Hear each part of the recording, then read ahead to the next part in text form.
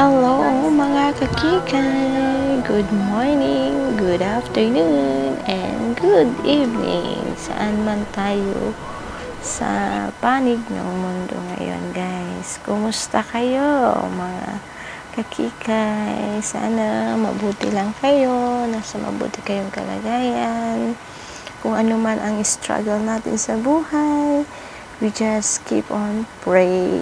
Ipagdasal na lang natin na sana makayanan natin ang buhay. And pray na bigyan tayo ng strength para malagpasan ang mga pagsubok na darating sa ating buhay. Hello mga kakikay, first time kong mag-voice over. Try ko lang kung maging okay ba o hindi. First time ko guys mag-voice over. Kaya pagpasensyahan nyo na kung may mga masabi man ako. Yung boses ko or what, kayo nang umintindi guys. Ha, salamat! So, nandito kami ngayon sa Flower Dome. May naglibre kasi sa amin ng tickets, kaya ayan, nakapaggala na naman. In fairness guys, yung mga flower, magaganda sila. Lahat yan is totoo, walang fake dyan. Lahat talaga tunay ng mga flower yan. Ang ganda-ganda, nakaka-relax, pagmasta ng mga bulaklak. Ang ganda lang. Kumusta ang buhay guys? Mga kakikay, kumusta kayong lahat?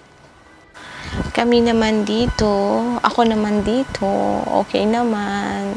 Still fighting, still kicking, nga nasabi nila.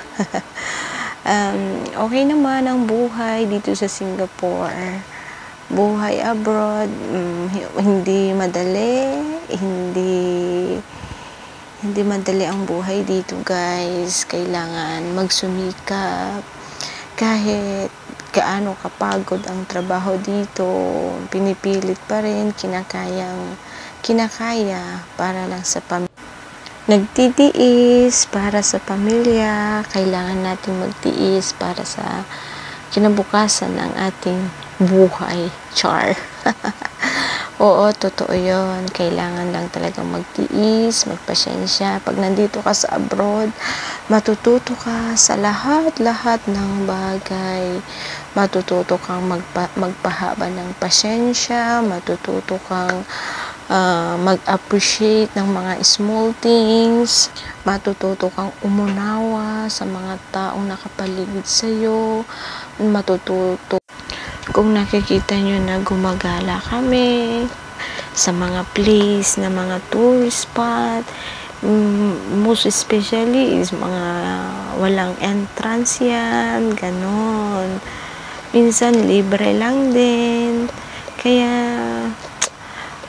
kung nakikita nyo na kumakain kami ng mga masasarap, minsan lang yan sa isang buwan. Kung tutuusin, minsan nga tinitipid pa namin, no? Kala nyo lang.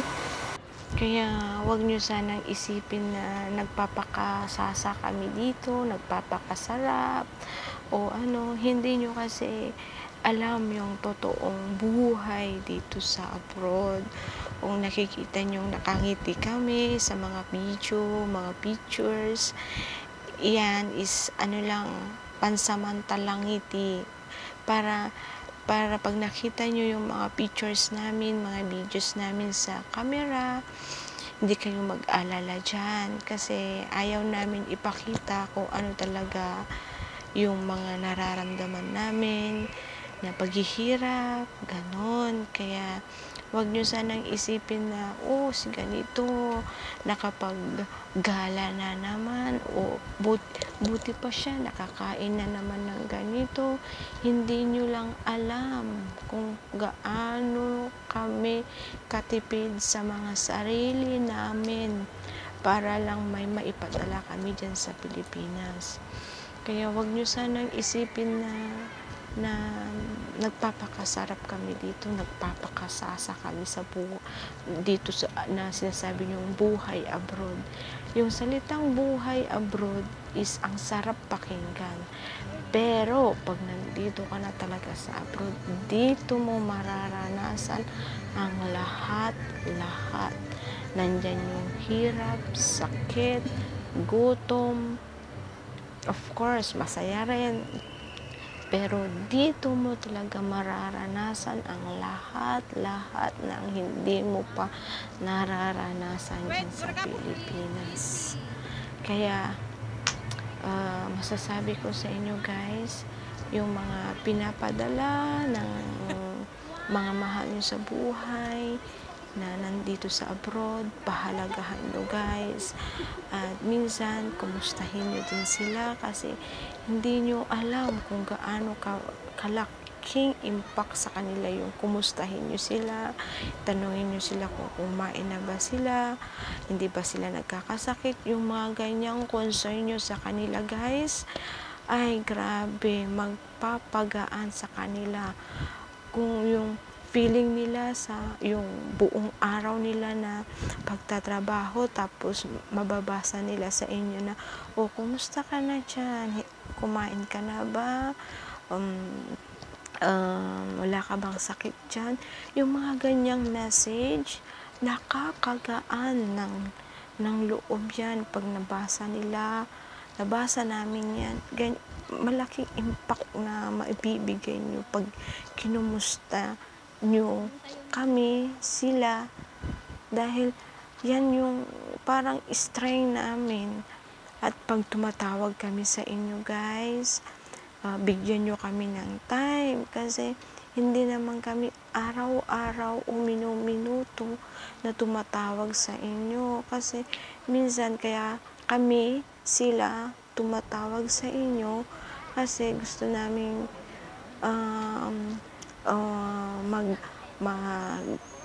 kumustahan, yung ganun, kumustahin kayo. Yung pag nakakausap namin kasi kayo, gumagaan yung loob namin. Wag yung sakalang nyo kami kausapin pag may problema kayo dyan sa Pilipinas. Wag ganun guys, kasi alam nyo kung anong hirap ang dinarada. Alam namin na mahirap din dyan ang buhay dyan sa Pilipinas, pero hindi nyo alam kung gaano kahirap dito, lalo na pag mag-isa ka. Lalo na pag mag-isa mong hinaharap ang problema, sobrang hirap. Ang ginagawa na lang namin, minsan, iiyak.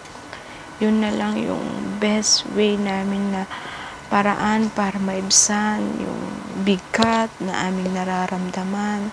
Sasamahan namin ng dasal kasi kung iisipin namin lang yung mga sarili namin, ay matagal na kaming nakauwi dyan sa Pilipinas. Pero dahil sa sobrang pagmamahal namin sa mga pamilya namin sa Pilipinas, kinakaya ng abot hanggang kinakaya lang namin ang lahat-lahat ng mga pagsubok at paghihirap dito. Oo, hindi nyo sinabing mag-abroad kami, pero ginawa namin yun para bigyan, ang iniisip namin, mapaginhawa ang buhay. Pero sana ma-appreciate nyo yung mga bagay-bagay na ginagawa namin para sa inyo.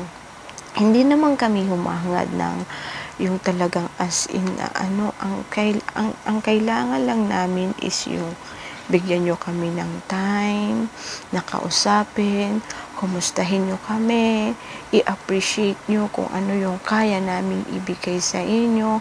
Wag naman sana kayong mag-demand na, oy, sana ganito, mas malaki yung ibigay mo. Eto kulang, ganito. O, i-appreciate nyo na lang kung anong meron. Kasi hindi nyo alam kung anong pagtitipid ang ginagawa namin dito para lang ma-provide namin yung pangangailangan nyo dyan sa Pilipinas. Kasi kami rin dito sa abroad, may pangangailangan din kami dito. Hindi nyo lang alam kasi hindi namin sinasabi, kasi ayaw namin na mag-alala pa kayo. Kaya hindi na lang namin sinasabi, nagtitipid na lang kami. Yun na lang yung paraan namin para may padala kami sa inyo. Hindi po unlimited yung sweldo dito sa Singapore. May limit din po. Kaya, kung ano lang yung kayang ipadala ng ating mga kapamilya dyan na nandito sa abroad, i-appreciate na lang po natin. Kasi, yung iba kasi, hindi nila iniisip na limit lang yung sweldo. Dito po, hindi unlimited ang pera dito. Buwanan po ang sweldohan dito, buwanan. At saka, nasa lang po yung mga sweldo dito. Kaya, wag niyo po sanang i-purso na, ba't ganyan, lang yung sweldo, yung pinadala mo. Kayo pa yung may ganang magalit. Kayo na nga itong pinapadalahan. Wag naman sanang ganon. Isipin nyo din yung taong nagtatrabaho para sa inyo. Hindi lang puro pera, padala ang iniisip nyo sa kanila. Isipin nyo din sila. Tao lang po sila. Tao lang din po sila na napapagod, nahihirapan. Kaya wag naman puro laging pera ang sinasabi nyo sa kanila.